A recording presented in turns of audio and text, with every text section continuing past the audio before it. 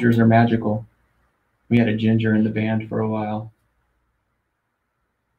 Well, we constitute less than 1% of the total. All right. population. I got it figured out, guys. Woohoo! We are on air. We are live. Oh, okay. Sweet. Welcome to another awesome episode here with, get that. Okay. That was you. That was me. Yeah. All right. Sorry for the unprofessional. Anyways, welcome to another awesome episode here of Staying in Trouble with Eric and Adam. And we are so honored to have Chad and Jilynda Smith from Hemlock in the studio. Thanks for having us. And this is our first time going live. So we are super excited about this and super excited to get this out there. We are live to be alive during these crazy times. Dude, I couldn't put it even better. There's no way I would have done better. We were just talking about that. Yeah, Adam, there's nothing wrong with Adam. No coughing. We took his temperature before we started today, so no one has to worry. So, yeah, dude, this is just my sexy voice, man. It's nice outside in Kentucky today. Sun is shining. Glad to be here. Thanks for having us. Yeah, everything else is burning right now. Like at 102, everything starts, heating up. Ready to start going swimming every day. Yes. Matter of fact, I may go swimming after this. You got them flip-flops on. Heck yeah. I'm ready. Tickle those toes. Heck yeah, man. So we are so grateful you're here. I know a lot of people probably wish you weren't here and wish you were somewhere else. We have fun wherever we're at. Oh, I know. But yeah, we were supposed to be in Switzerland tonight, starting our tour for 6 weeks. First show was tonight in Siegen, Switzerland.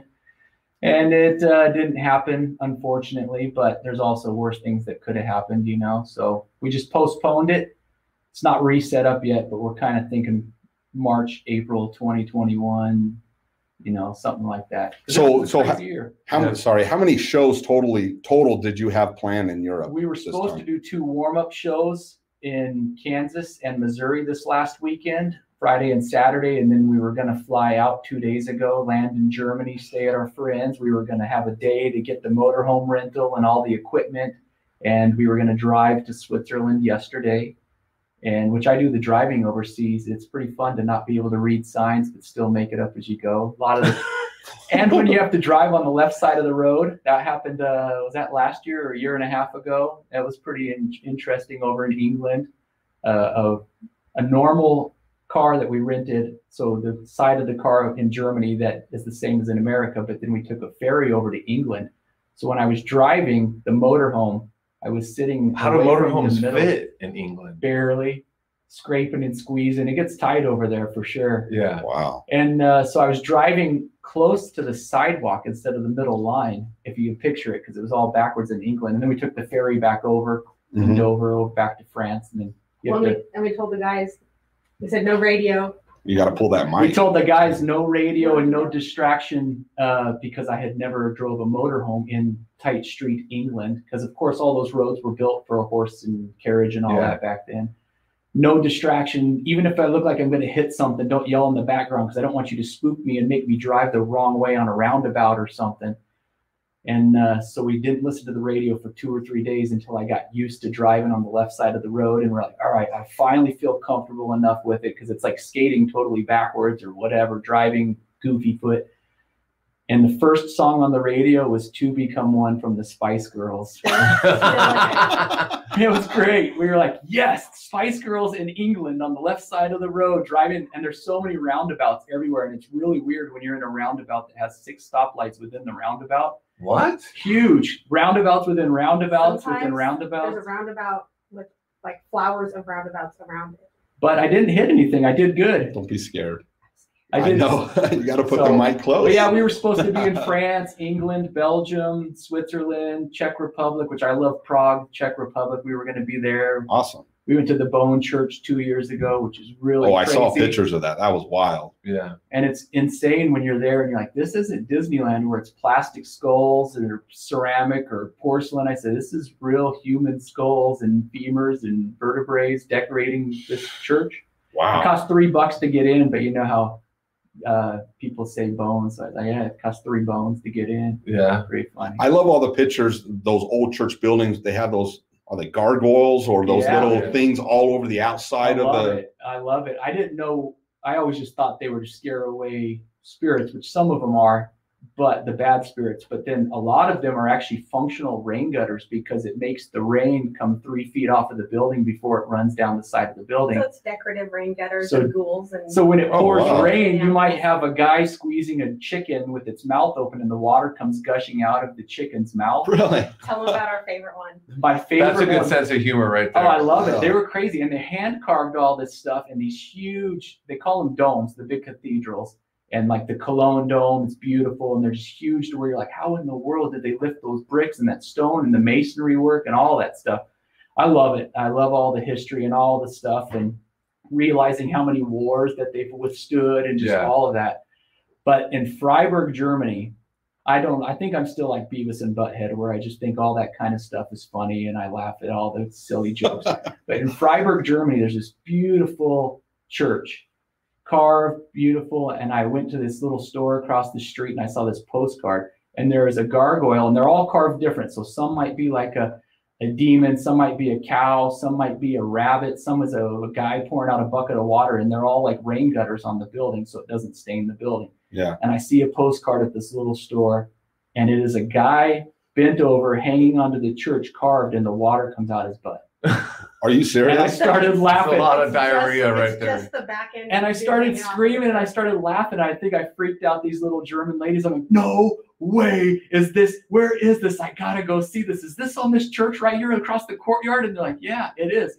I said, first of all, who in the On the world church. came That's up with awesome. this? Yeah. And they Yeah. hand carved it to where it's hollow and the rain comes pouring out of the butt of the guy hanging onto the side of the church. I said, and why would they allow this? And why would it stay up for this many years? I love it. I gotta go see this. Give me 3 of those postcards. I need to send them to my friends. And as luck would have it, it was raining that day. It was raining that day. Oh my! So I went gosh. over to the church and I stood underneath and let all the booty juice come out all over my face. And I was laughing and I was like, oh, the booty juice from the rain gutter. But it's all the rain gutter. And it turns out the story is that the guys that were carving all of the gargoyles on the church didn't like the store owners across the courtyard. And that was their way of kind of giving them the finger and saying, screw you guys over there. And they carved it and it's been on that building for hundreds of years. Wow. So Oh I my bought a gosh. postcard of it because we were talking It's on jokes. our living room wall. We have one in our living room wall. I sent one to our friend Al Jorgensen from ministry, and I said, blessings from the booty juice of this church, or whatever. And I sent the other postcard to Carrie King from Slayer because I thought it was so funny. We were talking about all the Yeah. old churches.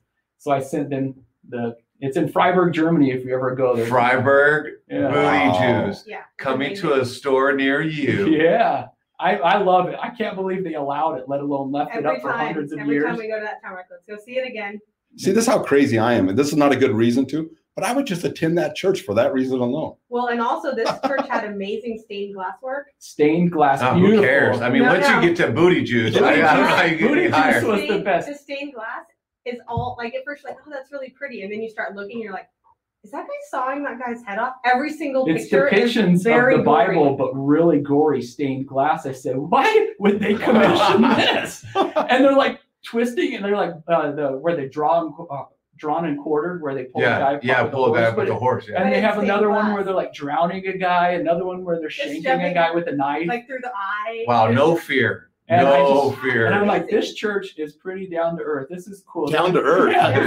It sounds like it's below the earth. And I'm Yeah. like, this would be, and then we went out we came in a side door and we thought we set off an alarm. It's like, "Ee!" And then those old cathedrals, it's all stonework, and we thought we set off a The fire alarm. fire alarm, Yeah. and it was echoing in the church, but it turns out they were tuning their Pipe organ. pipe organ that day. So they were, right.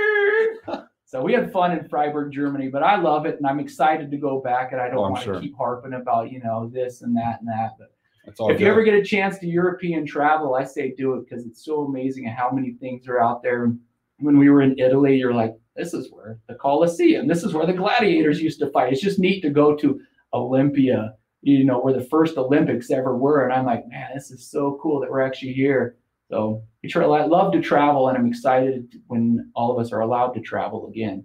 Yeah, and hopefully that's soon. Hopefully So that's yeah, soon. I mean, Chad, you guys have been, performing for, many years. What what was it like the first time? Like now you're talking about this tour that's coming up, that we just missed. When was the first time you hit Europe? First time we hit Europe was 2007.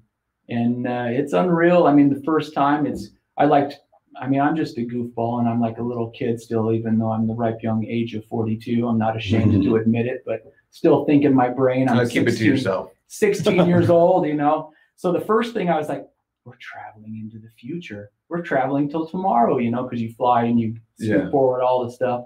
So you get there and it's just unreal when you're over in Germany or you're over in Hungary and people start screaming along the words and you're like, this is just mind blowing. It's insane. And you're super thirsty in this crazy little club in Germany and you go to get, hi, can I get a glass of water? And they give it to you and you pound it and it's warm seltzer water. And I didn't realize, I was like, what? You're trying to get a big thirsty drink, but they have bubble water over there and just strange things where you don't really understand until you're actually there. And it's funny. And you're like, this is where the Berlin Wall used to be, and just all the crazy cool things. I mean, I like all the U.S. history. I love all the world history. I love to travel, and I just want to go meet people. We were in Budapest, Hungary, and there's a guy over there that barely speaks English. He's a good friend of ours, but I don't really know how to communicate that well with him other than smiles and music. Yeah. He named his tattoo shop in Budapest, Hungary, after one of our songs. And he had me draw a Hemlock logo on his leg and he got it tattooed. And I was like, it's just unreal that we have a diehard friend that, it's just crazy how the world wakes. And music is the binding glue of all of it, there's so many times we'll go over somewhere and they start talking politics or they start talking things. And I'm like, nope, we're just here to play music. That's the one thing to connect us all. And, So. Well, since you like history, let's go back. All right, let's go. Dude, let's go on a history back. So just a little bit of a backdrop. Chad and I grew up together. Chad and I are first cousins. We aged. We never grew up. No. Absolutely. but way back in the day, and I was thinking about this show all day long and thinking about all year long, not all day. Well, growing up together. And back in, I know the band started, 93? 1993. But going back to maybe 89, 1990, you and I found the picture. I'm going to have to show it to you after the show, but I found the picture, and I recognize a couple of the other guys in it, but we're these young guys, and we're just out playing around. One of us holding a rubber chicken. Okay. Anyways, so the one story I remember your brother Brian and... Was it Rich? Richard Burdett. Yeah. Those guys started in the music a little bit before you did. They were like 2 years before because they didn't have a bass player. So they talked me into it later. But yeah, they were starting earlier. So Chad grew up on Myers Street, and his dad, Kevin, terrific carpenter, added on the home, and he has like this half sunken basement. Yeah. What do you even? I don't even know if you call it a basement. It was an addition, but it was like 6 feet underground instead of a full all the way underground. It was like a half basement and then the other upstairs at top. Yeah. So Brian has the drum set up and Richard's playing the guitar, and they're probably playing some 80s hair band cover type music, going to town. And so Chad and I would always sneak up on the house. Yeah. Oh, yeah. Go ahead. People want to hear from you, man. It's a great story, man. No, we used to always goof around, and we would, teenagers do what teenagers do. But we had this great plan that we thought it was funny to pop the breakers. So then that way, when you pop the breakers when they're jamming, which also isn't good for amplifiers to pop the breakers. But we didn't know that then. We just thought. I think we might have known, but we didn't care because we were just goofing around. And we were out riding our bicycles around, and we would go out in the desert, and then we'd come home and we hear guitar and drums, probably playing Guns N' Roses or something. So me and Adam were like, let's pop the breakers. And it's so funny because you hear everything go, and then all you hear is drums. And then they're like, whoa, whoa, whoa. So we did this a few times over the course, and we thought it was so funny. So then we started having to up our game. Like, next time we do it, let's do it. And that was when they had Phil actually jam with them. So they had the PA set up, and they were probably playing Black Sabbath or something. Some old school. Let's pop the breakers. But this time when they come out to turn the breakers back on, let's climb up on the roof and throw water balloons on the roof. So pop the breakers, bucket full of water balloons already ready up on the roof. You hear everything go, and then just the drums. Hey, what's going on? What's going on? I think they knew it was us. but they came out mad because, of course, they were in the middle of jamming. Right. So then we start bombing them with water balloons, and it didn't go over so well. They got Your brother really just mad. tuned in. Oh, Yeah, what's so up? now he's listening. Yeah. How one of you guys fell on a nail on the roof? Oh, I don't know. We did it a bunch of times. Well, the one time I remember we did it, and they started upping their game. So Phil comes out with bottle rockets. Oh yeah, he shot bottle rockets. And his yard was elevated, so there was like a little fence in the front yard. But then what was that, like a 5-foot drop to the sidewalk? Mhm. Like there was a wall. Yeah. So to jump over the little metal decorative fence, Yeah. that was like maybe 3 feet, Yeah, and then it was a 5-foot drop. Now I'm talking as a kid. You go back to the street, it's probably 2 feet. But for like a 12-year-old kid, jump. yeah, dude. So we hit the breaker, we run around the house, and we know they get pissed because you start hearing this profanity coming out of the house. They're pissed, and you only hear the drums. You hear the guitar playing, then all of a sudden it goes quiet, and you just hear. So And all the lights are off in the house too. Yeah. Everything. So we come running out. We jump over it, and all we hear is that, that distinct whistle of a bottle rocket. I forgot about Zoom, that. zoom, zoom, right over our heads. And they're just launching bottle rockets at us. And now, obviously, this was back in the 80s in Nevada, where this valley was super cool. Yeah. You could buy bottle rockets at 7-Eleven. Dude, they were launching them. Dude, we were running down Myers Street, and they just kept launching bottle rockets at us. Water balloons, bottle rockets, breaker popping. I mean, it was great. Good old days. Yeah. Good old days. We Good used to have times. some fun times. The cat bus used to drive up and down Myers Avenue, and we used to launch water balloons. Somebody I know used to launch water balloons at the cat bus. No, it wasn't the cat. What was it called? Yeah, the bus always the went cat down bus, Myers. but it cat did- bus. Yeah. No, but back in the 80s, it was something else. It was nasty But back then. It was a so big the old black bus. We would nail it a few times, and then one of the days, Yep. and everybody in the bus is back and forward, True story, man. And we're like, oh, No, someone. somebody I know, somebody I know is like, oh crap, the bus driver stopped. I have to not cuss. I'm getting excited thinking about these funny stories. And my Uncle Terry was there jamming at the same time. So he pulls the couch out from the wall and jumps behind the couch. The bus driver comes up and banging on the door. If you launch the water balloons on the cat bus, and all these people are sitting in there like looking around, I'm going to call the cops on you, blah, blah, blah. But that was about the 5th or 6th time of us doing that. So we didn't water balloon the cat bus anymore after that. Yeah. One of the other times we got the cat bus good was when we were out cruising. Were you with me when we got all the, we borrowed, somebody I know borrowed all the one-way signs? I like how you preclude that. Someone I know. Someone I know. A story I heard from a friend of mine. I want to say that I think my cousin, Yeah. I'm not going to say any names. There's lots of cousins. Me and my cousin, we got all the one-way signs. It's not called the cat bus anymore, right? No, No. it's like, So we can say these stories without getting in trouble from the cat bus. yeah, it's like. No, we regional. were already past the statute of limitations. We can tell these stories. All right. Oh, yeah. Me, Chad Smith, and my cousin Adam Short.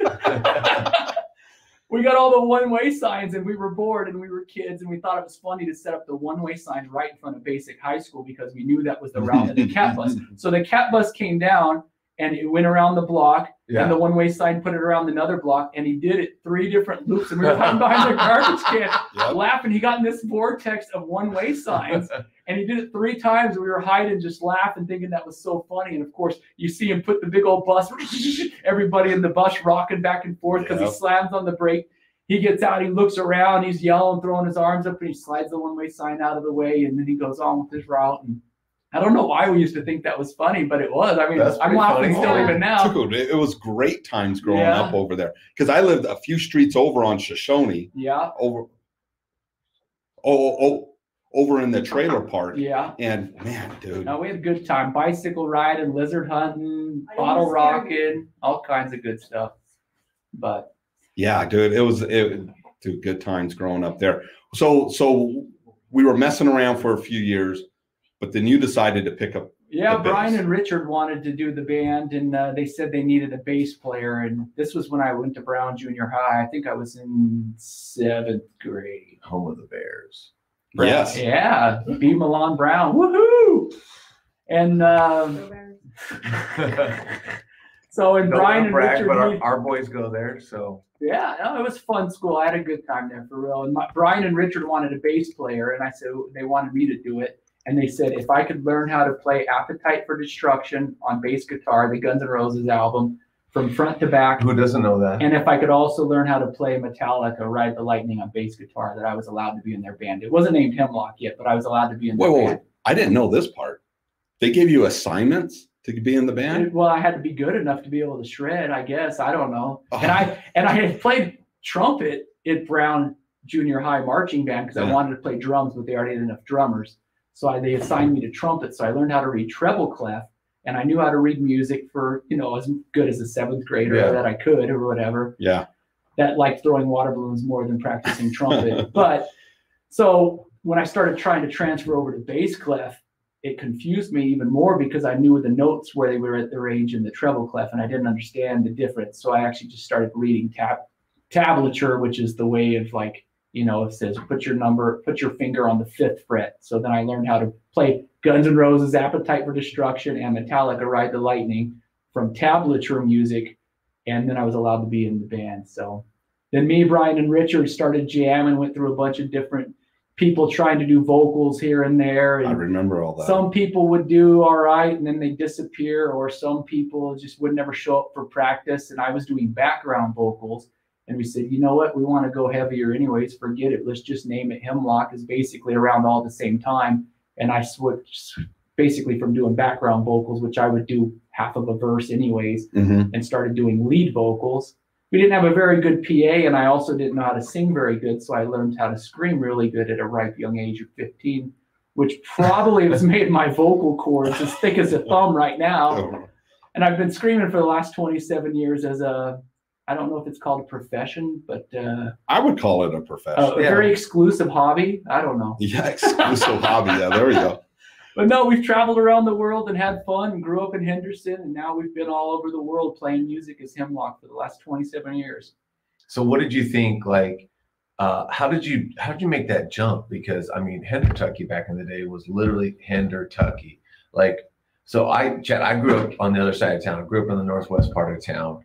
And it was back then when tickets to Pearl Jam were like $20, and I saw him at the Aladdin where he was so wasted to drink wine out of a shoe. Eddie Vedder couldn't sing the songs very good. I was there. So, I mean, back in the day, music was not huge, right? Lounge acts were legit lounge we were acts. Just talking about Rage Against the Machine and Pennywise and Lagwagon and all that stuff. It was more underground. And back then it also seems like the punk scene and the metal scene were more divided, because I remember, and the skaters, when we used to skate the water ditch up there, people would drive by and they're like, "Skater die!" and yell and throw bottles. I remember it used to be divided. It wasn't, as crazy. But Hemlock, and it's crazy because even when you listen to old Slayer music, a lot of their stuff is punk rock roots. It's fast beats, it's fast thrash. And it kind of blended the two. And we started playing a lot of desert parties, and we started out in Henderson, of course, playing at basic high school talent shows and the gymnasium assemblies. I so remember that. Yeah. Oh, yeah, that was good. It turned into a riot. Times. People were moshing. It was crazy. And then we started playing the Elks Lodge, and from there we started moving to desert parties. And I remember we played the Tubes way out on the other side. You just said Elks Lodge. Elks Lodge. Just to say it, I didn't know that was I didn't know that. We started the Elks Lodge. Yeah, we used to rent it for $300, and we would charge $5 to get in, and we would split up all the money between our friends' band in Boulder City, Mindset Rage, and Unconscious Knowledge in Hemlock. We'd always do shows together at the Elks Lodge, and we'd have 200, 300 kids show up, $5 a piece, and do it all ourselves. We always just figuring out ways to do it, which also is another story where the cops came one time after us doing it 20 different shows at the Elks Lodge in Henderson. The cops came one time, the Hendertucky police, the POPO, and they said we didn't have the right permit, even though we had paid the $300 to rent the Elks Lodge, but they just didn't want all the kids going to the Elks Lodge for a show. This is after show 20. So they shut it down, which obviously pisses off a bunch of angry teenagers that were, they wanted to see some bands. Yeah, they're for everybody the show. Paid their $5. We gave people their money back, and we said, all right, if everybody comes to the B Mountain and helps us change it into an H for Hemlock, we'll buy you 69-cent breakfasts at the Lake Beach Scrounge when we're done. So we all went up to the B Mountain and took the top and the bottom. Some people we knew. I'm just kidding. It's been long enough. So we went to the B Mountain, the band, and probably 30 or 40 of our friends went up and took the top of the B and the bottom of the B off of the B Mountain in Henderson and changed it to an H for Hemlock. That's a lot of work. It was. Just for you to, I've been on the mountain. I did smashing graduate from fingers, basic, yeah. but I've helped kids and I helped line up the queue. And dude, It's a way lot of bigger work. when you get up there. Way bigger. Yeah. So we smashing fingers, flipping rocks upside down. We changed it to an H, and for years it was messed up pretty bad because of some people I know. And then we went to the Lake Mead Lounge after that and bought everybody bacon and eggs and toast for 69 cents a piece or whatever it was at the LML.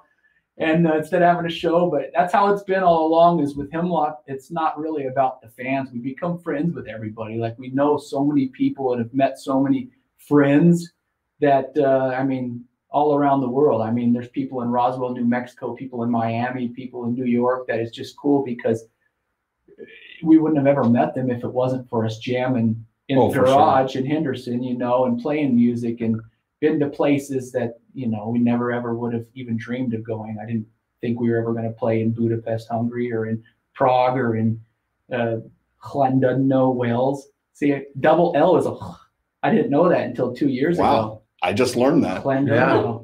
Usually I have to do that right before I have to spit. They said it sounds like phlegm. It's white noise in the double L, and I'm probably not even doing it right, but Llandudno. Yeah, we did a show there just a couple of years ago. It was cool. And did you know that Buda was one city and Pest was one city, and the river runs between? So together it makes Budapest. They were two different cities. I knew it was two rivers, but I didn't know it was based. Yeah, I didn't know that until we were there, something like that. I didn't know I was going to learn so much in this show. I'm probably spouting false history or something. I don't know, but That's what they told us. that's what I was told. Yeah. So, we have so fun. Jen, when do you think personally, like you're like, obviously the first milestone was like, hey, you got accepted into the band. When is it like you felt like, you know what, I'm a rock star? Like, when was that moment? Yesterday. Yeah. We always, it's different steps. I mean, it's kind of like reading a book and all the chapters. I don't have a favorite show. I don't have a favorite album. It's just all part of the growth because it's been so long. So the Elks Lodge was cool because you get people to pay money to see you. And then when you can stop on a verse and the audience screams the word, that was huge goosebumps. Like, oh man, they know the words. And it's friends from high school, selling cassettes out of my backpack in the hallways of basic high school and stuff like that. I raised $350 for our next recording by selling cassettes. I'd get a pass from the librarian at school to go, do important stuff. So that's something, kind of an interesting topic. How did you record back in the 90s? What was the process of putting a cassette tape out? Because we all had boom boxes back then. Yeah, you had boom boxes, but we wanted to try and be professional. So Brian and Richard were 2 years older. Yeah, 2 years older than me, and they were taking a college course of a recording class. So we were able to do our first two-song cassette at their college course down at not Lead Pepper. That was 1996. I don't remember the name of the studio, but it was right down there by Boulder Station. So we recorded a two-song cassette, and then we would order a bunch of them and photocopy all the inserts. And you did all the artwork. Yeah. On top of being a fantastic rock star. Thanks. You fold all the little you're an inserts awesome artist. Papers. Thanks. I appreciate it. So yeah, cut and paste and all the insert work, and then you photocopy them at Kinko's and you fold them all, and then use a color pencil to give it that little color hue or whatever.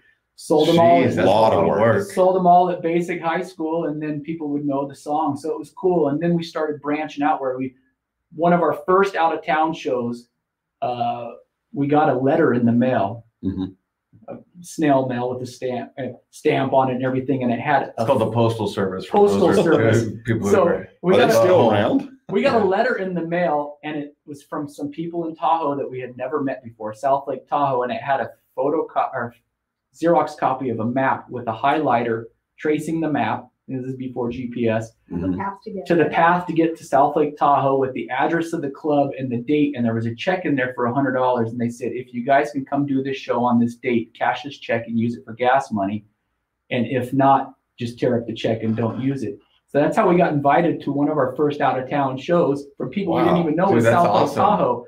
So we drive up there, not even knowing. I mean, we had the $100 for gas money or whatever, and drove up there and became super good friends with them. It was just really, really cool and a neat way to go to go about to like try and meet people and do that. And then we started going to Phoenix a bunch. So then when you go to Phoenix and people are screaming the words down there, you're like, we're 7 hours away from home, 6 hours away from home, and they know the words. This is so cool. And then you go to the Jack in the Box drive-through 2 months later in Phoenix, Arizona, and the guy in the window's like, oh, you guys are the band in Hemlock. Oh, cool. And just small little things like that along the way. And then you get to play the Huntridge, and that's the big deal, you know. Yeah. And that's like one. Oh man, I love going to the Huntridge. And we weren't allowed to play there for a long time until we had a professional cassette. So that's why we worked on getting a professional cassette. And then they put it in the thing. And at the time, punk rock was bigger at the Huntridge than metal was or whatever. But they put our little 2-song cassette for $5 in the glass case at the Huntridge.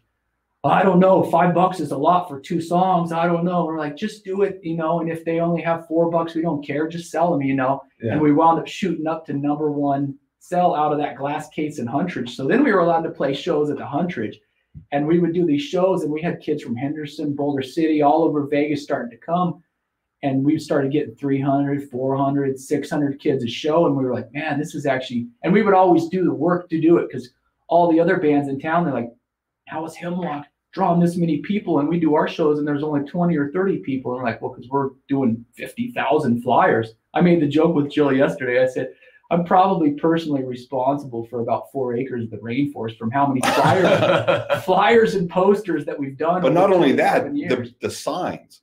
When Hemlock would do a show here in Vegas, they would make these homemade signs and they would be everywhere along the freeway, roads, everywhere. We always knew when there was a Hemlock show. Somebody I know put out over 100 of them. Yeah. Someone I know. Rebar and the old signs that would say like re-elect Bob for mayor or whatever, we would get them at the end of the campaign. Or Dick Boner that ran for council. I forgot about Dick Boner for council. You remember him? That's right. We had a whole collection of his signs. I couldn't get enough of those signs. That's great. I don't even know if he ever got elected. Why would they ever name their kid that? I don't know. No, they named him Richard. Richard. He decided to go by Dick Boner. Yeah. Go with it. I would have voted for him, but we were too young to vote. So we would paint the signs over after the campaign was done in Hemlock at the Huntridge and the date and keep it simple, rebar it out. We would go out and have a whole route. And we had a checklist because that was the other thing is people would put up posters or they'd put up whatever and leave it out. And it was like, you'd get in trouble. So we're like, let's have a route so we know where to put them. And then we also know where to go clean them up. So the city never really harassed us that bad, except for Henderson. Then he'd get mad at us sometimes, and he wound up tracking us down and calling us, and I don't know. So we went right to the border. Yeah, we got a map of the Roadhouse Casino. That corner there is Vegas, but the other corners are Henderson. So we'd make sure that there was run right on the corner of Vegas and one right on the corner of Boulder City, and we had this whole route mapped out. But we were willing to do the work for the shows, and we started only doing 3 a year, and every show was 1,000 people. It was huge. It was awesome. The Huntridge would sell out. The House of Blues would sell out. And we were doing the work. We were doing 50,000 flyers. We go to the Metallica concert at the Thomas & Mack and flyer the entire parking lot. People are like, this concert isn't for another 2 months. We're like, cool, take 5 more flyers and give them to your friends. And we were always out hustling. I mean, we still do. Even after all these years, we're still willing to put in the work and do it all. And then the Las Vegas Weekly took notice, and they did a huge article on how we were the kings of promotion. For basically $300 or $400, we were doing like thousands and thousands of dollars of promo campaign, maybe even millions. I don't know what it cost. You probably kept Kinko's afloat. Yeah. We went to Kinko's so much, we started taking Slurpees and donuts to the employees, and they loved us because we were in there and we were visiting, and I think we're personable and funny. And the people at Kinko's loved us to where they knew that we were in a band, and we would give them comp tickets to the shows. And we would walk in, and me and Jill would go into Kinko's. And the nice employee lady would slide her employee card to us so we could run some for free. This is years ago, but we had hookups. Not to get anyone in trouble. We had hookups at Kinko's for like 6 years straight because we would go in there on almost the daily and just be nice to people. All the copiers. Jill would help other customers while I was running copies. And then if we got the little gold card passed to us, we're like, one day we're like, we're going to be here till 3 a.m. So we started a lot of our first dates were spent at Kinko's. We started running so many posters and so many she flyers. She split us the color copy key card. Oh, those were $1 a pop. We would run on the cheap. We would run 600 copies. I mean, I don't know. I mean, I'm telling you, I need to do some concept. The employee discount was 50 cents, and you were high living. Yes, I did reprographics out of And then there was college, another guy so- there. His name started with the J. I won't say his full name, but he doesn't work for Kinko's anymore. He actually wound up doing our wedding invitations for us because he loved us so much. Like it's He just saw us working on him. He goes, here, let me see if I can help. He put them on way nicer paper, like made them real nice. Like, dang. Oh, wow. So it's just funny because by being personable and by being nice, and it's also cool because I think people realize being in the band is fun, but it's not as glorious and it doesn't pay the bills as much as you think it would be. I mean, if you we don't want to hear about. No one wants to hear that story. but it's We're cool rock because stars these and people everything's at Yes. Kinko's realize, man, these guys are working hard. They're So here then they till 4 pass us a.m. the gold card and we're nice Yeah. and we become friends, and it's just funny all the different stories over all the years of doing it. So then of course that branches out to where your 3-day tour turns in like, all right, we're going to go to Phoenix and Tucson and maybe Flagstaff. And we're like, all right, cool. We just did a mini tour. Then we started turning it into 2 weeks. I'm like, all right, everybody. And it's crazy to try and figure out, like, So were you guys working at the time? Or- it's hard to get that much time off of work and to also like take care of bills and whatever. And we're like, all right, this 2 weeks and your boss is going to let you do a leave of absence or you got to call in sick or whatever. And we're like, and you have to do all these crazy sacrifices and figure out like, oh, that's just a crappy job. Anyways, we're going to go on tour. So 2 weeks turned into a month. And then a month turned into 2 months. And before you know it, Because then you're like, well, we're already going to be to Chicago. By the time you're to Chicago, you might as well keep going to New York. You know, you're already this far. But then you Yeah. go out to the East Coast to where you get paid less because we're smaller known out there than we are in Vegas and Phoenix. And the Yeah. tolls cost triple as much and the parking costs triple as much and the gas costs more. So we go out to the East Coast and do this really cool big tour and we come home broke. And we're like, but then you also don't have a job to go back to. So you're like, I don't know. We just make it up as we go. So then you try and do hometown shows to save that money to fund yourself. Because we've never had a rich uncle and we don't sell drugs to fund. You know, there's so many bands that do. I mean, Eazy-E sold drugs and started NWA because he had the money to fund it or whatever. Yeah. We've never had that luxury of, so we always just put in the work. We were grinding. We were always trying to think of what we could do with what we had and what resources, and people could kind of relate, and it really connected with a lot of like the hardworking, you know, Well, that's how Vegas, like that's the Vegas that I think everyone here in this room grew up with was, yeah, my parents are all blue collar, you talked about, dealing at the casinos. Like our families all have intertwined with like the casinos. Like I worked as a valet, and one of the biggest benefits back then in college was free food. Yeah. Mhm. Dude, Yeah. Not only did I make money, but I had free food. Yeah. Like this was a sweet gig. Casino gigs right? are nice. Yeah. Yeah. All you can So people realize over all the years, and it's a lot of hard work, but it's also very rewarding because I know we could make way more money doing anything else. But the adventures and the stories and all the people Amazing and places, friends. that's definitely gold right there. So And I think musicians today don't, I mean, I'm not saying that they don't work hard for what they have, but they don't know what it's like to put in those kind of hours. I mean, back in the day, I mean, like with social media, the internet and stuff, it's so easier to get your name out there and get promoted and stuff. But for you to sell content, for you to get people at the show, dude, oh yeah. that is putting in the grind.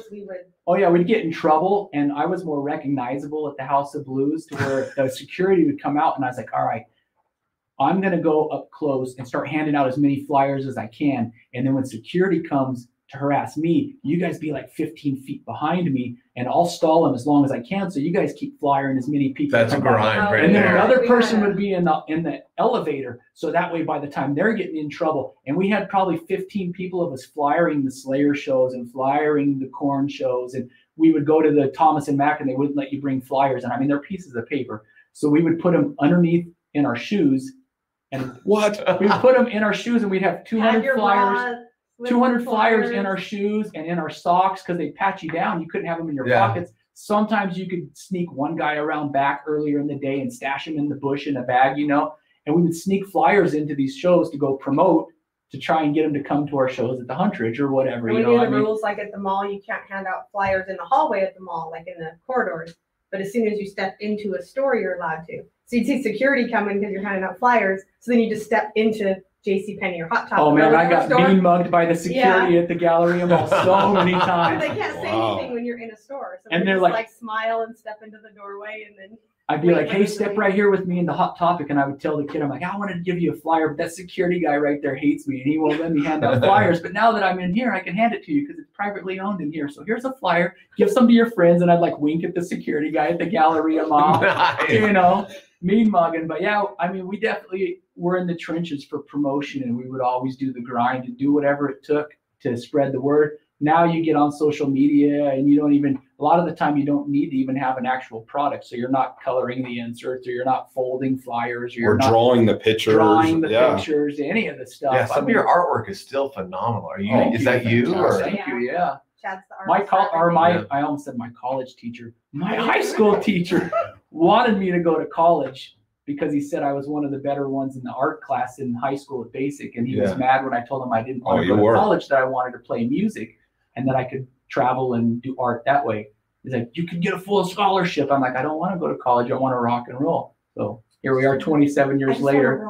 Yeah. He probably foresaw a better financial situation for me. And I was like, no, I just want to rock. So we're still in the arts. It would have been. Yeah, we're still. Yeah, it's a win-win. I'm still able to include it all. And I appreciate the compliment. I design almost all of our CD covers and almost all of our t-shirts, like 99.9% of them I'll draw and have fun with it. You know, some of them are more serious. Mhm. Some of them are more silly. It just depends.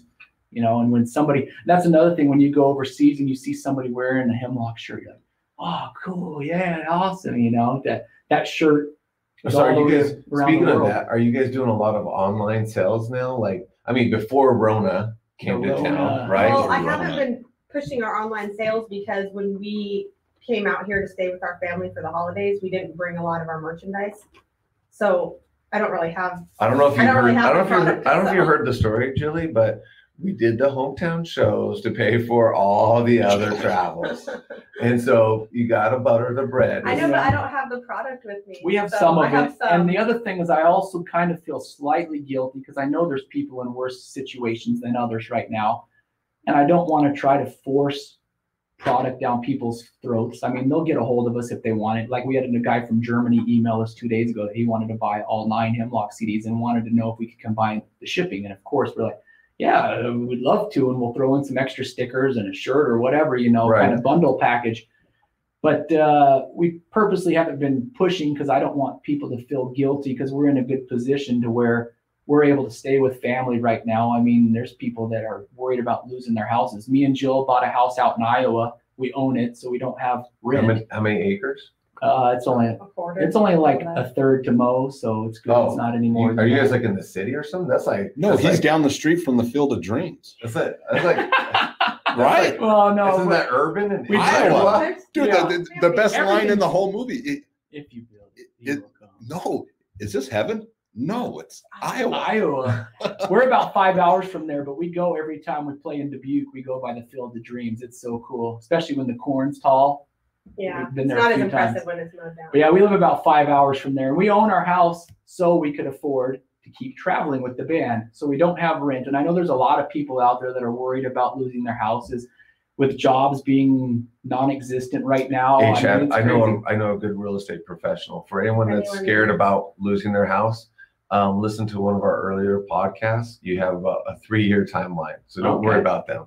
Well, I just feel guilty to force it upon anybody. So we've had people ordering stuff, and I always draw little pictures. I think, like, as an artist, though, and like, you know, I'm just whiteboarding with you, is the great thing about offering, like you talk about the guy in Germany that ordered wanted the bundle, and you're like, hey, we'll throw in stickers. Yeah. Is everyone is like, you know, quarantined, right? Nationwide, everyone's locked down. And what we're seeing is everyone's like got this pent up energy. Yeah. Right. You guys were commenting on my sweet vocals before the show. Mhm. And I think everyone feels that. And so like, I would say just the opposite. Like people are looking for opportunities to just feel normal. Yeah. And feel like, you know what I mean? Like, so we're talking about cassettes, and if anyone's, you know, younger than, they're born in the 90s. They're like, It's a way to play music. Yeah, they're like a cassette. They're like, what is that? It's ribbons and We plastic. were one of the first local bands to offer a CD in 1996. We ordered 500 cassettes and 500 CDs, and it was a big deal at the time. I had my original CDs were Guns N' Roses. Yeah, mine too. And I had it was a single CD deck, but then it was a cassette tape deck, so you could dub music and hand it out. Mine had an 8-track player on it. Oh, woof. Mm-hmm. Wow. It was a one-upper like that? Yeah. So. But I couldn't get all the radio stations because I lived in Boulder City. So and the Ghetto. other thing about Hemlock is we always try to be optimistic, and you find the good in everything, you know. Yeah. And sometimes I'm a little too over optimistic, but that's also the funness in it all. I have fun with it, and we have really positive lyrics. And even though we still haven't gotten refunded for our flights to Europe because the airlines are all crazy, we might get a credit. We paid $3,000 of our own money that we saved up that we were going to, and then 10 days later they announced all this craziness and all this. So we're not sure if we're even going to get our money back for that, but there's people that have lost way more. So I'm not bitching, I'm not complaining. But instead of us complaining about, I want to be over in Europe and doing that, and because we were going to do 36 shows in Europe, and then we were going to come back home, and me and Jill were supposed to go out with the band Ministry, and we were going to go on tour with them to help them out because they're good friends of ours. And we were going to be gone for all of July, half of August.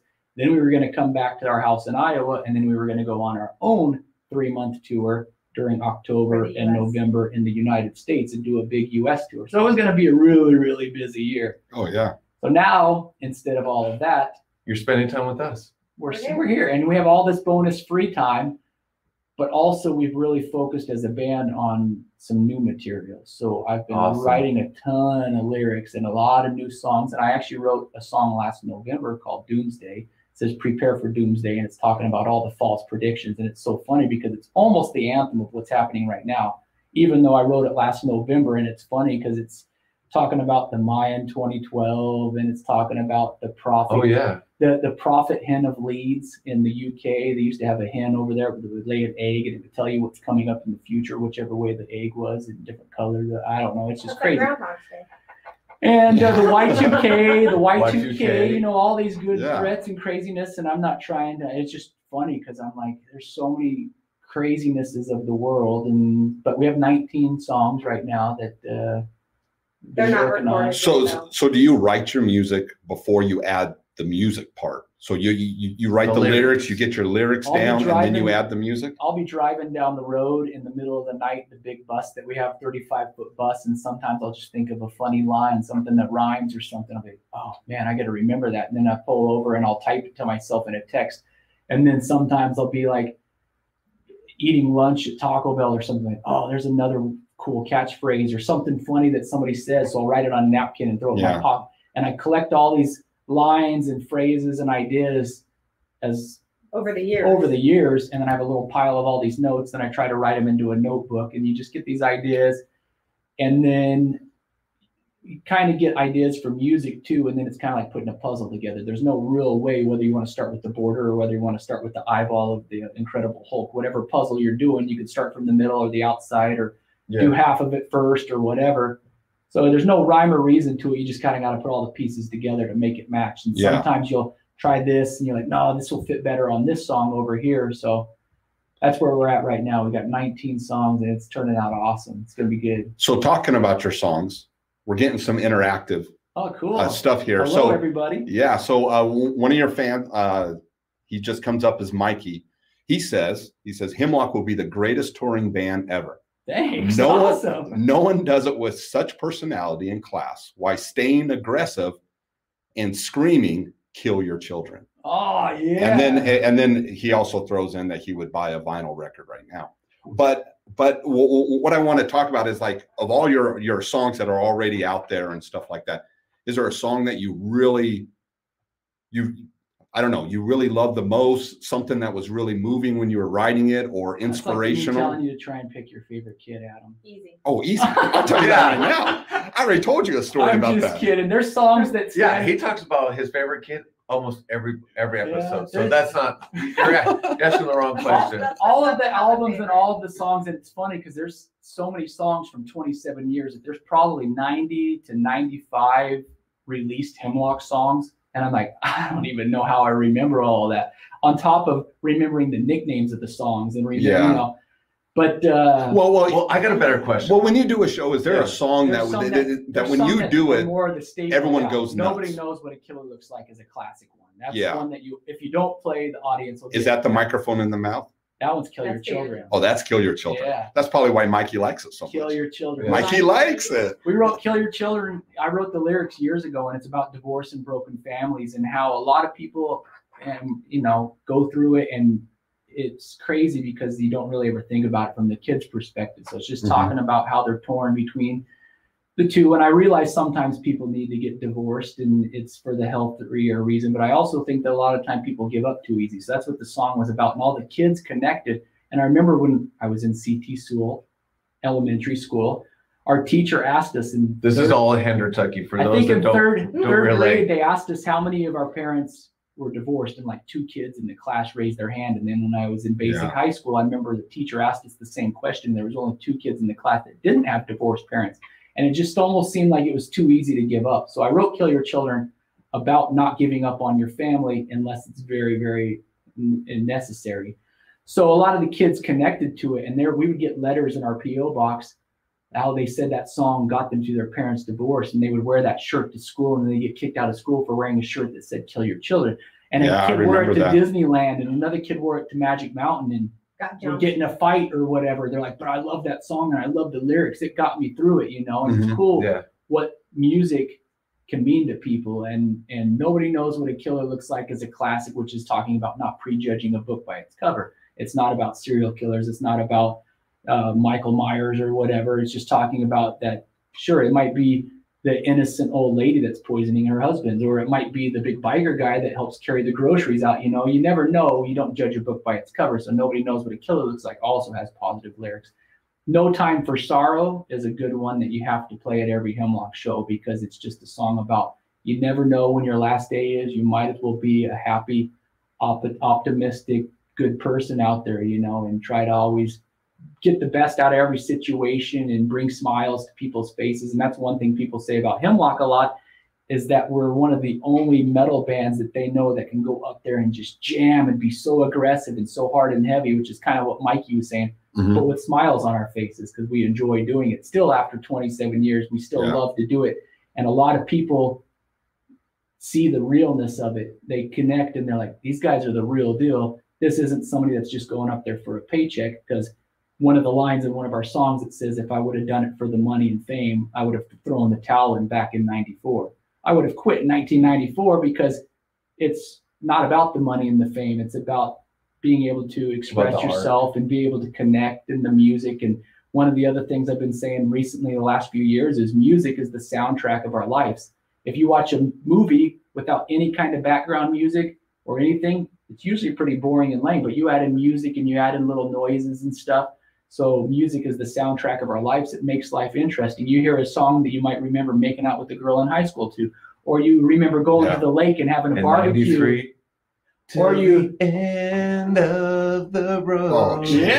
Or you hear a real heavy, aggressive song and you remember practicing working out and winning your track meet or whatever. Their music means so much to so many people. It's slow dancing to Boys to Men. Yeah, we've all done that. Driving with To Become One from Spice Girls in England. I'll always think of. We were in U2 on the bus. We were in U2. That sounded really bad. And that's a whole other story. And his name is Bono. We were in Ireland on a bus trip, and with the band, we had the day off, so we did a few shows in Belfast, and we were going through the hillsides of Ireland, and U2 came on the radio. I said, man, I will never hear U2 again the same that I heard it going through Ireland in a bus, while the bus driver's talking to us about Kilkenny, Ireland, and all this stuff, and showing us where the manager from the U2 lives, and it's just crazy because you hear those songs. I remember we used to listen to old U2 albums all the time, and now when I hear it, I instantly think about Ireland, or I can think about us listening to U2 and Rage Against the Machine back in 1994 or whatever, in the Fastback with Bob Morris. Man. Volkswagens forever. Oh yeah, dude, that's awesome, man. That having that music in our lives is a big deal, and it's a life changer, just like you said. it touches people's lives that are going through some hard times. Yeah. You know, Yeah, and you're able to do that. Whether And it's easy listening or heavy or aggressive or mellow or whatever. I mean, music actually can take you back in time or even lift your spirits. It can piss you off and make you work out extra good, run faster. I mean, just depends on what you need, and it's cool what music can do. One of the things I've always admired about Hemlock and Chad's lyrics is he has puts a lot of thought and integrity into his lyrics. So they're not just about it's not flaky. It's not about aliens or anything weird. It's always got a lot of integrity and really good meaning. So even for people that don't love heavy music, if they read the lyrics or just listen to the words, that it's got really great messages. What do you like? And that was my question. It's like, what song, I've met a lot of artists and like, no one understands this song. Like, is there a song that you know of in your repertoire where you're like, I wish people understood this song better? Like, is there a song where, I mean, because in one way though, music does represent, like, I'll listen to a song and it means something to me. Because like you said, at that moment, at that memory, that girl, or that's what meant to me. But, then you, like my wife and I, you guys probably remember the Ashbys and Lindsay and she would take it in, we'd do a bunch of double dates. We'd go to the Songwriters over at Sunset Station. I don't know if you remember where that place is. And in the Songwriters, that's when you get so much context. Like this tonight is like sitting next to a great songwriter. Like, because thank you. Well, because just like that, like you're like, you know what? Like you get those bubblegum lyrics, you get the 4/4 beat, right? That's why that pop music is that way, because that's easy. It's catchy. I mean, thong. Yeah. It's a song about underwear up a girl's butt. I mean, it's catchy. Who doesn't love that? And I did it all for the nookie. It's catchy, but I take pride on writing lyrics that actually mean a little more than that. Nothing bad against Cisco and nothing bad against Limp Bizkit, because they figured out a way how to make millions of dollars off of writing thong. Yeah. I can't say just thong song. I have to say it like that, thong. Yeah. And here's a good one right here. Professional. Here's a good one right here. Chew tobacco, spit. That song has made millions of dollars. So dumb. Chew tobacco, spit. I don't know. I could never, and I feel bad because he's made millions of dollars doing it, and good for Blake Shelton. Yeah. But Hemlock, I definitely take pride in all the lyrics because they always mean something and people can connect to them. And even if people don't understand them, it's fine because they're open for interpretation. If they mean something to somebody, it might remind them of when they used to go fishing with their dad and they would listen to Hemlock. There was a guy that sent us a photograph in an envelope from Iraq, and he said that he would listen to Hemlock every single time he jumped out of the helicopter, and it was just crazy. I was like, holy moly. I'm like, it would get him pumped up, and he's like, I think it saved my life because you'd always give me that adrenaline rush. And yeah. I'm like, it's just crazy where music goes and what it means to people, Well, it is neat. And I think you both talked about that. Like it, a lot of times you hear, well, is it about the music? Is it about the money? Is it about the travel? And I think both of you said it many times. It's about the people. Yeah. And it's talking about your lyrics. It's about how your lyrics have helped people.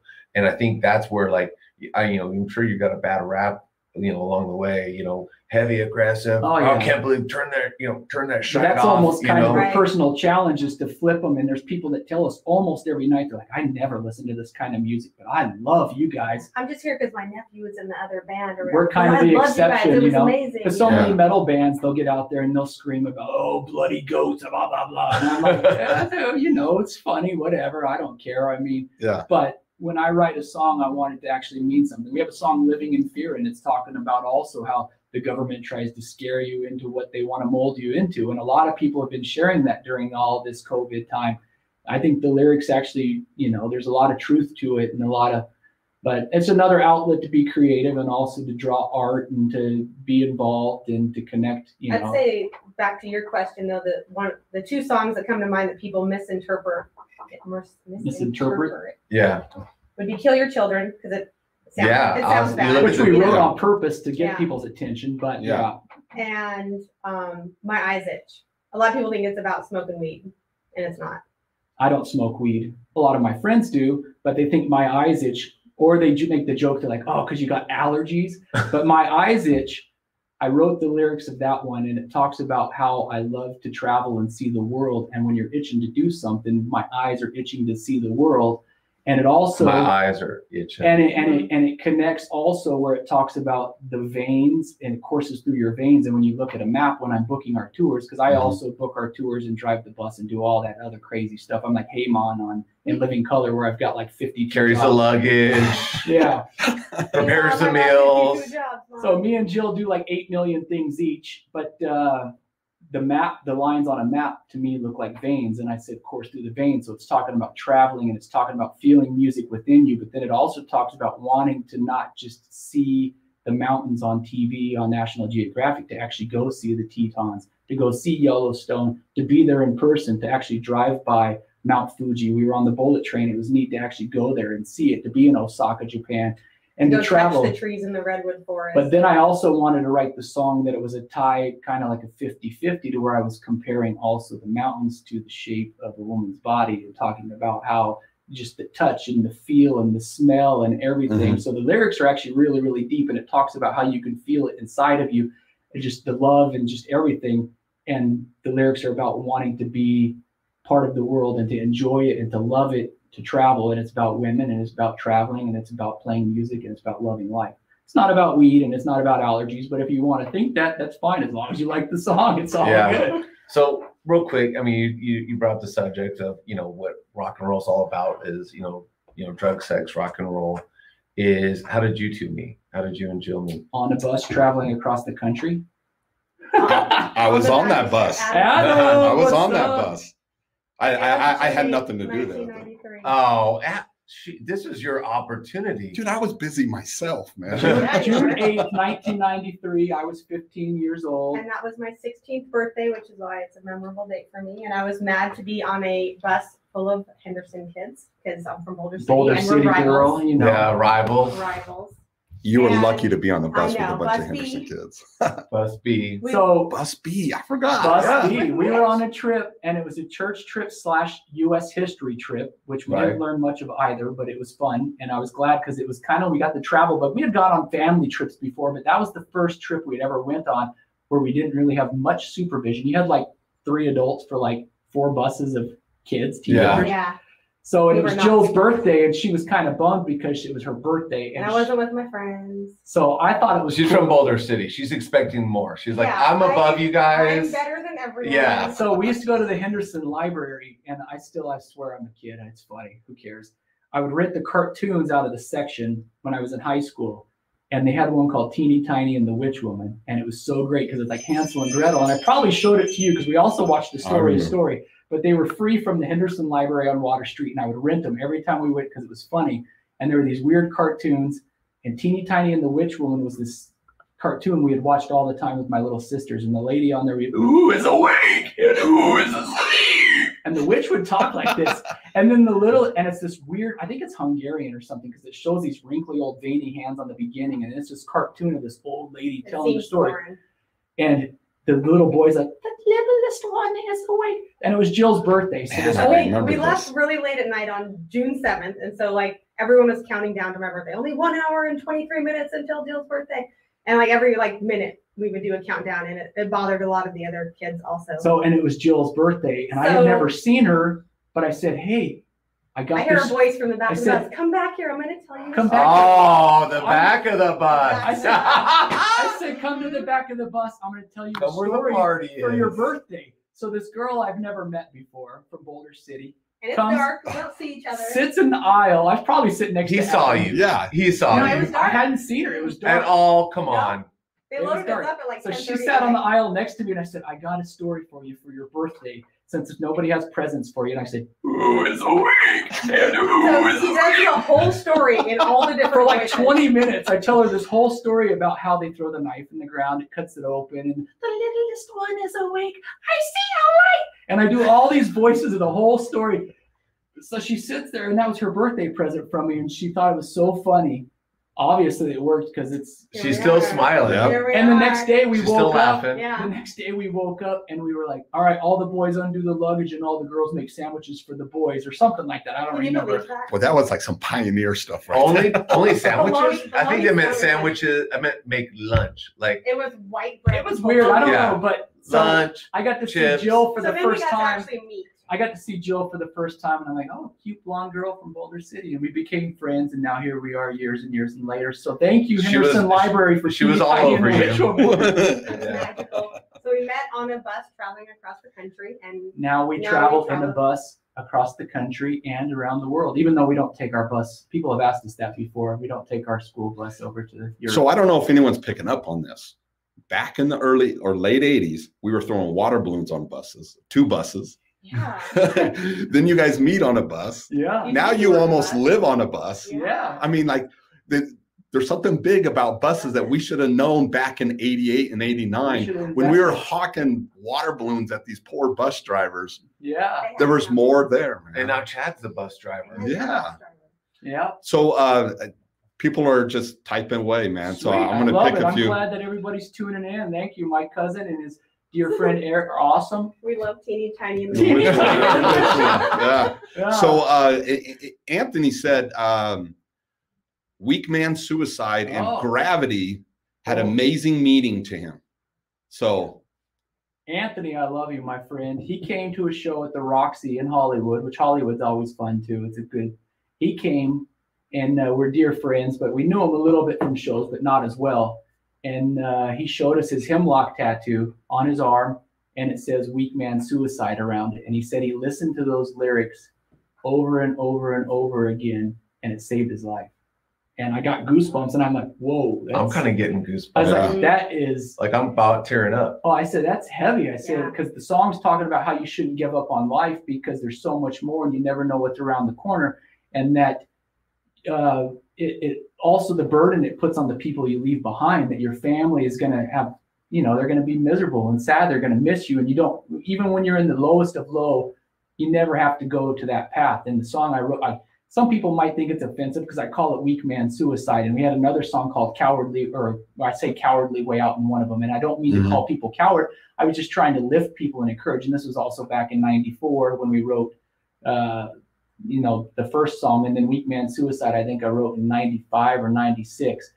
And it talks about how there's more to life and you need to love yourself and you need to be a positive person and you need to be there for your family. And he told me that the lyrics literally saved his life, that he was going to kill himself. And I gave him a big hug and I told the other guys and we became friends. And now he's got Hemlock tattoos all over his body and he loves us. And he's He one might of have our more Awesome. tattoos. one of our Hemlock dear tattoos than friends. Brian. There was another guy that said he had a loaded gun and went down to the river to go shoot himself in the head. And he said on his headphones, he was listening to music and he was going down to shoot himself. And the Hemlock just randomly came on in his head and it was No Time for Sorrow. And he said he took the gun and threw the loaded gun into the river and didn't shoot himself. And I was like, That's Wow. emotional. holy Yeah. That's moly. emotional. Saving It almost lives. made me swear right now of how impacting it is, but I don't want to swear and get you guys banned on your first live feed. So Yeah. just it's cool that that it does. Oh, it's out. you know. That's awesome. Anthony, if you're still listening, I love you. how many Hemlock tattoos do you We should have? make a contest. So hopefully, My brother has the most Hemlock tattoos of Does he? anybody. That you know of. Anthony might give him a ride. Anthony's a close runner. well, maybe he'll chime in here in a little bit and he'll tell Anthony's us. a close runner up. I know our friend Randy Keene has a lot of Hemlock tattoos, but that's also another thing, going back to your question a while back, is when you realize you're a rock star. I don't really consider myself a rock star, even though I go out and I rock and I do it and I love it because I Yeah. appreciate Oh it. yeah. But I don't have the ego that comes with the stigma of it, that I'm more of a friend with people. And I know that we play music and I know that people look up to us or whatever. So that's why I try to always portray a really positive, happy. But when people get a Hemlock tattoo, that blows my mind That's every single huge. time because they're putting it on them for life. Mhm. And it's just crazy that they really believe in the band that much. It goes back to that. It's not about coming out with one album and having 2 songs on it that are okay and then your band disappears. We're talking 27 years. When I was 15 years old, I realized this is what I wanted to do, and I'm 42 now, and I'm still doing it. I don't know if anybody I know is still doing what they want at 15, still doing the same thing. No. And that these people appreciate and they understand and they tattoo it on their body.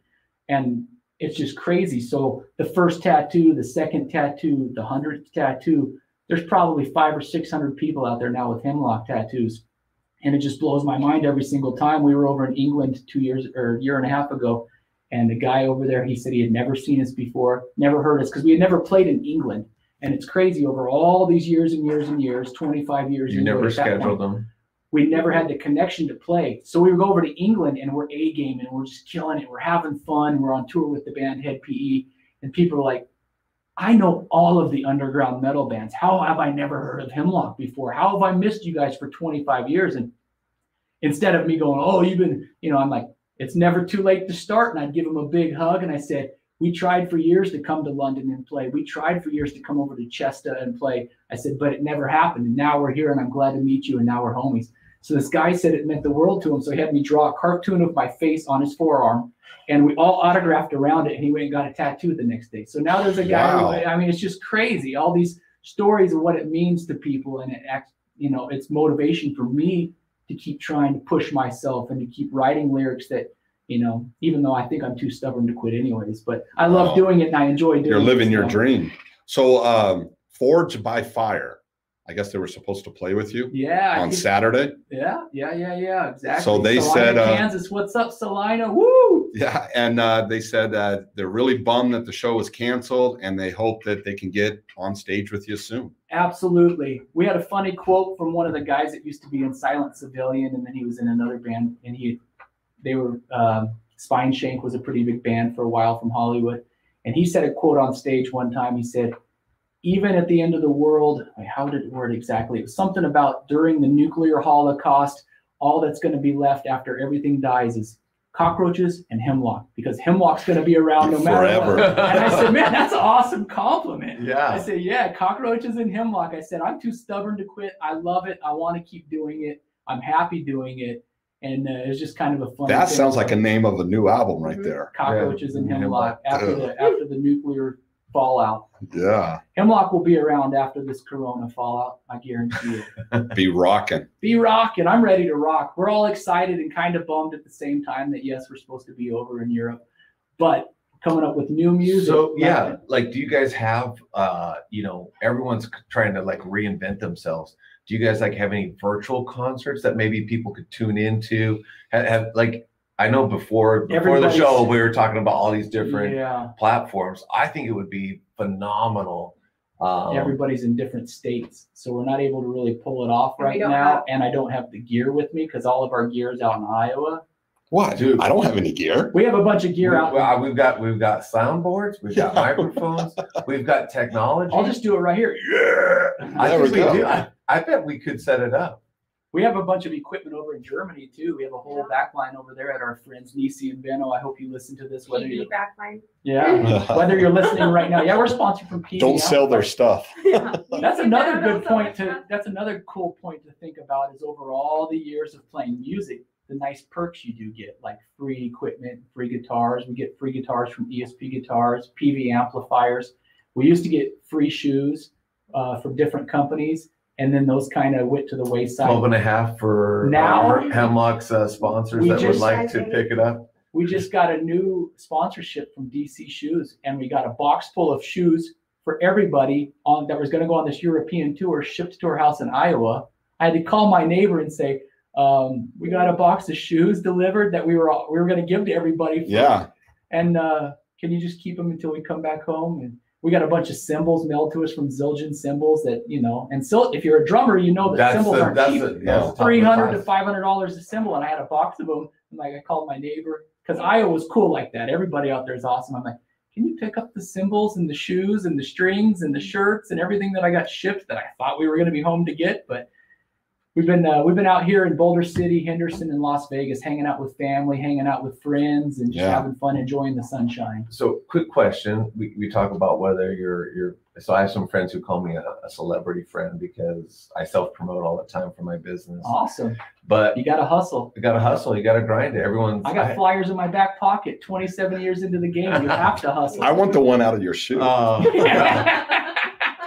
So, Chad, do your neighbors know that you're a rock star? Does everyone do you run down to the CVS and they're like, Chad's in the building. Uh, Chad's in the building. No, I mean, there's people that get excited, but we're also not. I mean, I don't know if there's. We're not Metallica big, but we've toured with Slayer 3 different times, and we've toured with Slipknot, and we are known, but we're not that known. But like a funny story. Must be for life. Must be for life. There's a funny story. And unless we're running out of time, No, you're doing We're also good. sponsored from Rockstar Energy Drinks, so we get free energy drinks. So if I ramble a lot, it's too much caffeine. I apologize. That's all Adam drinks. Wait, when he comes in, he's always vibing Rockstar. Is there a such thing as too much caffeine? No. I'm just kidding. So anyways, we were at my in-laws' house up in Boulder City, and the Schwann's man, some of you might know. This was in 2004, June. And his name is John. He lives in Colorado Springs now, and he's a dear friend of ours, and he's also awesome. But I didn't know him at the time. The Schwann's man comes to the door, and he's talking to my in-laws, and they weren't sure about the band and their daughter dating a band guy and whatever, you know. Mm-hmm. Yeah. Long hair, kid from Henderson, you know, even though I think I'm nice, but, you know, the parents got. I just hear a lot of strikes. You're like, you're not building a good resume here. Parents got a parent, hasn't brushed his hair in 23 years or whatever. Yeah, you know? right. But the Schwann's man comes to the door. He's all, oh, yeah. What's that? He was talking to my dad about chicken fingers or whatever Whatever Schwann's dudes do. And I was being funny, and we had a new batch of flyers because we had a new CD coming out. So I walked by and I said, "Oh, can I give you a Hemlock flyer?" Because that's just what you do. You always have a Hemlock flyer ready to go. You got to give a flyer to the Schwann's man. So I thought I was just being funny and I gave it to the Schwann's guy. Only one because he's hitting houses. I know, right? That's like a distributor right there. Like start out, and he looks at it, he goes, "Hemlock? I love Hemlock." And I saw him at the Huntridge. I go, "Whoa, I go, what?" I go, "That's commitment from Boulder City to Huntridge." I go, that's a drive. Chad, the singer's at the dining room table. He goes, "What?" And he hopped over the couch and ran into the He was so excited. Really? He was so excited. He goes, I love Hemlock tank top. I got it for my wife. I can't believe you're here. So I know that this was in June of 2004 because we had just gotten our brand new Bleed the Dream CDs. And I said, "Oh yeah, well we have a new CD coming They weren't even in stores yet. We just had the boxes. They just got delivered." And he was like, "There's a new Hemlock CD." And he reaches into his Schwann's wallet. And he goes, "I owe Schwann's $10." And he takes $10 out and he's like, "I want to get the very first CD." He bought the first Hemlock CD with the Schwann's tin and said, I owe Schwann. And then we just became friends. We called him John Schwann and we became buddies. And he doesn't work with Schwann's anymore. So her parents were like, "Oh, maybe this band is a little bit bigger, you know?" Whoa, maybe. Thank you, John. Hey, if you're good with Schwann's, you're good with a lot of things in life. Yeah, right. And now he lives in Colorado Springs, and him and his wife are doing great, and their family's great. And he comes to all the shows, and we're like, friends. It's great, you know. Who are the people in your neighborhood? They're the Hemlock friends. Yeah. So see, there's your new jingle right there. Right there. It won Chad cool points with my parents at the Schwann's. I like it. But yeah, there's all kinds of stories. I mean, you could say, what's the craziest story that happened on the road, or what's the funniest thing, or what's the weirdest thing? I mean, it's just. I think we're going to have to save. I think those are. We're going to have to come back. We have to have over 18 content. Over 18? Yeah. You don't want to hear those stories. Yeah. Well, that was going to be one of my questions. Is those would be funny. You know, you talk about like all your new fans. Like we're talking about, in the future, right? Cockroach future, right? Yeah. Cockroach apocalypse. How can new fans get to know Chad?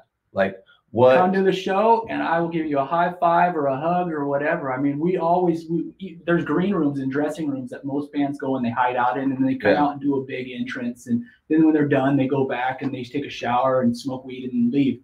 We come out to the audience and hang out and visit and sign things and take photos and become friends with people. We're very accessible. You just come and hang out, and very approachable. Where people are like, "Oh, you have a normal voice." I'm like, "Yeah." They think I scream talk or whatever, and it's funny because here's another two friends from Prescott, Arizona, two sisters.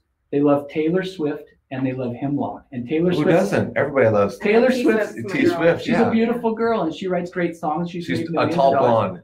Right there. Right. That's a big, big box check. Taylor Swift's album Red had just came out and they love Hemlock. So these two sisters in Prescott, Arizona got Hemlock tattoos on their feet, but they had them colored red. So that way it's a Taylor Swift Hemlock mashup tattoo. And I was like, and they weren't sure how we would take it. I said, "I love it." I said, "That's awesome." I said, "Because good music's good music. And I love that you wanted to combine what you love." And then what's funny is 3 days ago, one of the sisters said that her son just turned old enough to get a tattoo and he's getting a Hemlock tattoo now. So the next generation of Hemlock tattooers. Thank you, Greens.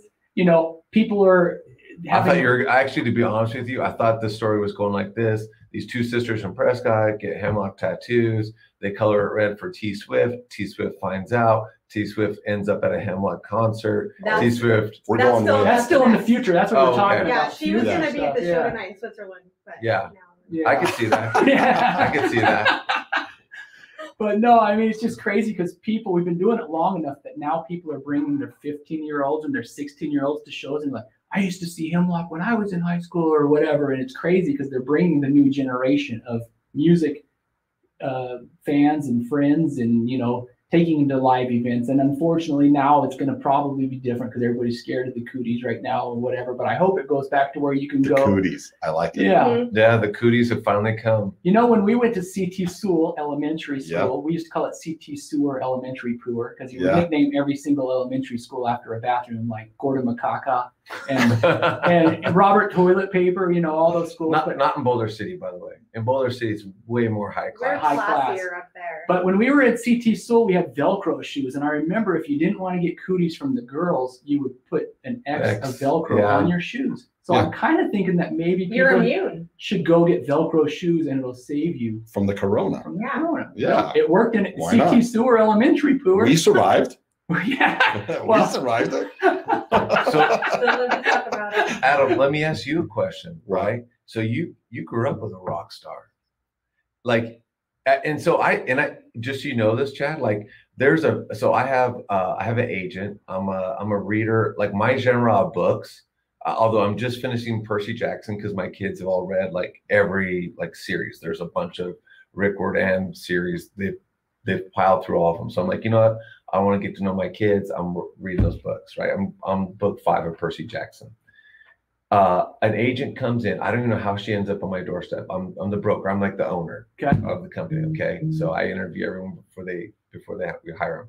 She comes in and she's like, and she gives her name, and I'm like, are you related to? Her last name is Cussler, and she's like, yeah, that's my dad and my brother. Whoa. My eyes get this big, and even when I think, like when I help her with a deal, I'm like, oh no. I wonder if I have contemplated like giving her a box of books and said, hey, if your family would like to sign these, I would love it. So Adam does the same thing when we talk about you. So, and I I wonder, do get Adam, excited. No big deal. I get I remember excited. you and Shelly came to a couple of shows. Yeah, we did. Yeah, it was awesome. The House of Blues and the Huntridge, I think. And it's just crazy. I mean, me and Adam would go lizard hunting. We'd go down to the swamps. We do all kinds of crazy things Heat stroke together. together. Well, okay, let's talk about That's that. a great story. But yes. Adam, Let's share hear your it. Experiences with everyone. Yeah, you don't Adam. understand unless you grew up in the desert of how death almost can take you if you don't take water. Chad, okay. Chad, If you know, I'm Yeah. the ginger saying that in case of the somebody's- You ginge. know because you can't go outside. I'm Yeah. saying that in case somebody's Vinegar listening baths? in Montana right now. We have a big following in Oh. Montana of friends, and they might not understand because in Montana you could probably just like Well, they lick might something die in and- the snow there. Oh yeah, that's true. But in the desert, You get snow blind. in the but- desert, you would think you'd be smart enough as kids to take a Mm-mm. canteen of water to the desert. But when you get on your bike and you just start going, you don't think about that stuff. and then miles and miles and miles go. We go into the desert, and if you're listening from Henderson, Nevada, this area is where Tuscany's at.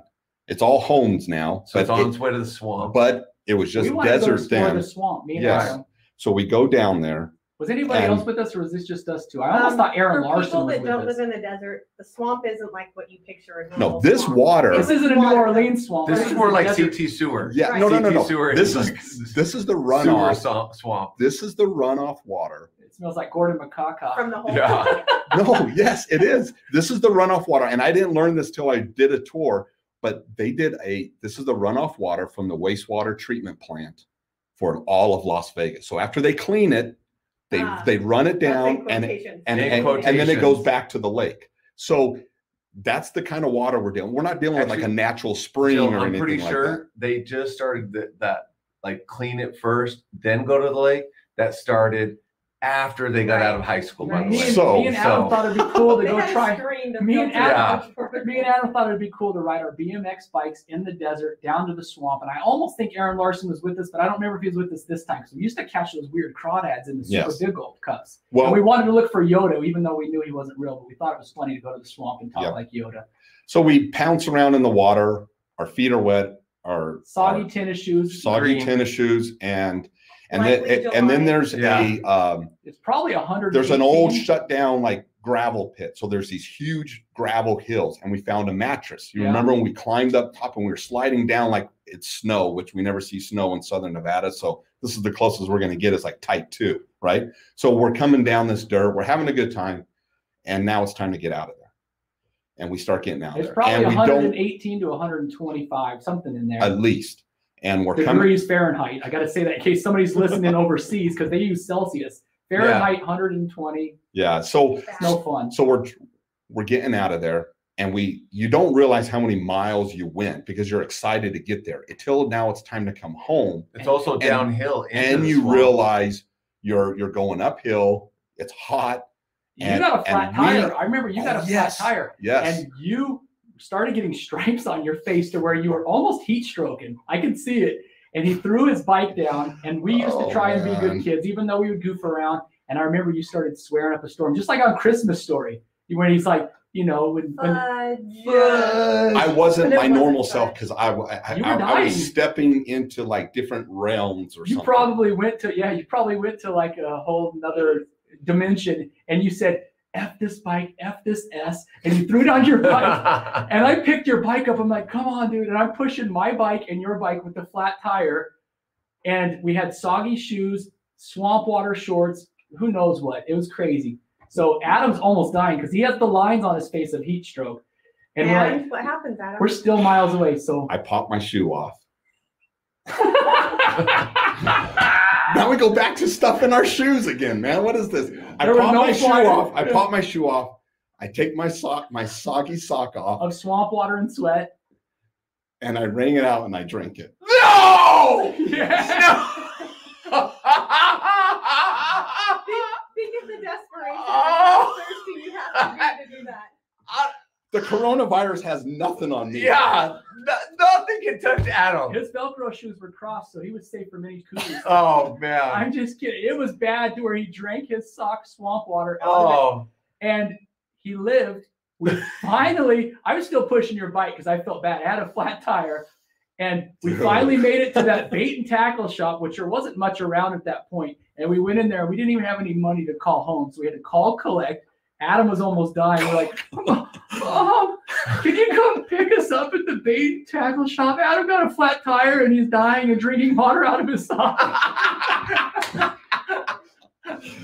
True story. We were probably like 12. I don't know. But here we are and we're alive. We're okay, man. Yeah. We're okay. It was great. It sounds like we might be on the verge of a vaccine right there. That could swamp almost, water. Me and Adam, we should have filmed like Stand By Me Part 2. It was kind of like that, where we would try to find like dead bodies. I remember that one time you fell in that huge ditch out in the desert and we couldn't get you out because the walls kept crumbling. Yeah. And I had to take off my shirt and lean as far as I could and pull him up out. It was probably like 10 feet deep, but as he tried to jump and climb up, the walls would crumble. There was nothing to hold on to.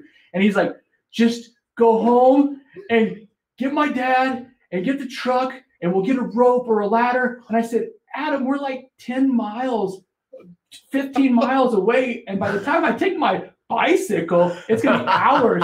So then I thought, I'm gonna take my shirt off, and I used that and gave it to him, and I pulled him up out of this ditch. And man, you've been saving his life all these years.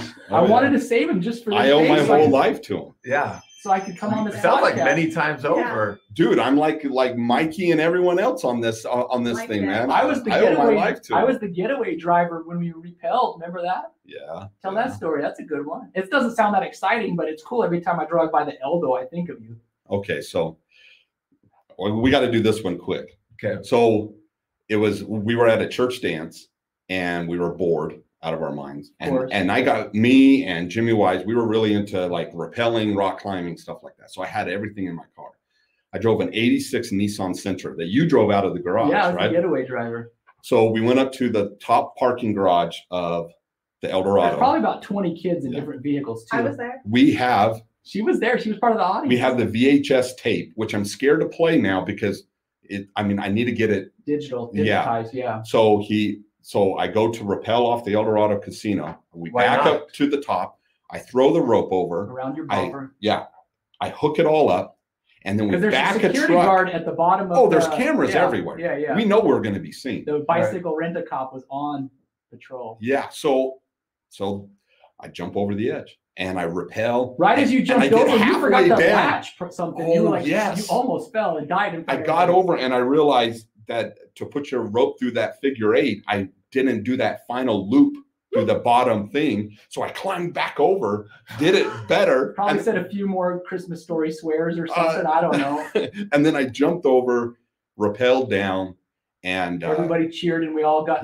we screamed, yelled, and I fall into the truck. I rappel into the truck. Chad unhooks and just drops the rope on me. So I'm laying in the truck so no one sees. They drive off. Chad's he's the bravest one because now he has to get out of the parking lot. I didn't go over the edge And of you the have to thing. go all the But yeah, I had to Yeah. do it. I was peeling out driving so fast because I didn't want that rent-a-cop. No. That Nissan Sentra couldn't peel out on a good day, man. That thing was a piece of junk. It was probably all the grease on the Eldo parking lot. Yeah. being all Yeah. over. Yeah, he probably put some water on the tires and they were bald anyways. Yeah. But yeah, I peeled out and So drove we got away, out. and it was what bored kids did. I mean, you get one-way signs to divert the cat bus, or you'd repel down the side of the Yeah. Eldorado. It's slang for the Eldorado. Well, we can explain some of those lyrics later. the Eldo. So- But back to your original question. Well, the one thing that I do admire of Chad, especially growing up with him, is that when people ask, because people will come up to me, or they won't come up to me, but in talking, and they already know that we're cousins. They know me. They know Chad. No. What happens is Adam And brings they- it up in Yeah. every Yeah, conversation. usually I bring it up, Oh, He's like, thanks. but they Yeah. always ask. They ask, man, how's Chad doing? I said, dude, he's doing great. And at the end of it all, it's like, you know what? He's not a millionaire, but you know what? He's doing what he loves. Out of anyone that graduated that 95 year of basic high, I don't know anyone. I mean, I like my job. You like your job. Everyone likes their job. But that dream job, I was supposed to be playing professional baseball. And somewhere along the line, that didn't work. But your dream at 15 was to rock. And you're still rocking today. And I Thanks, applaud cuz. that. I Yes, think that's cuz. freaking awesome. Yeah. That even that teenage dream of what you're going to do, because we all had those dreams, but then reality checks in and we go the more responsible way. I'm not saying you're not responsible. I'm all about the not always responsibility. the responsible way. A lot of times that water gets diverted to the irresponsible But- side too. But I admire you, Chad. I I appreciate it so much. The stories have been I'm awesome. glad we had a good youth growing up. And Oh, it was one of the wonderful. new lyrics in the I wouldn't song, change it I'll give for a little anything. cheat right here. Sock swamp water. I say a line in one of the new songs. It's not even recorded yet.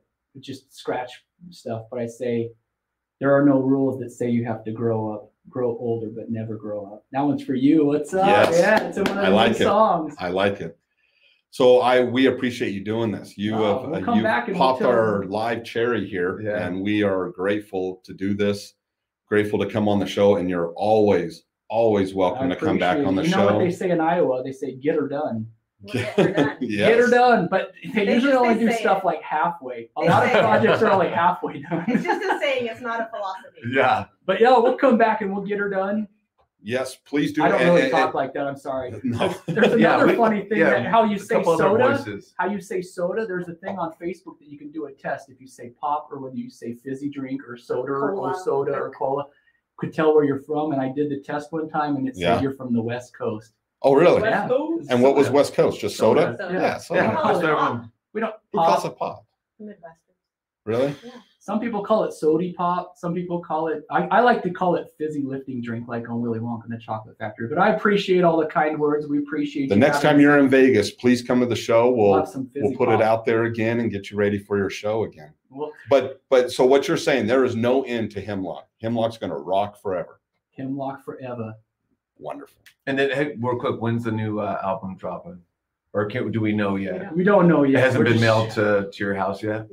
No, we haven't even Swan's like, recorded I it can't get yet Sorry, John.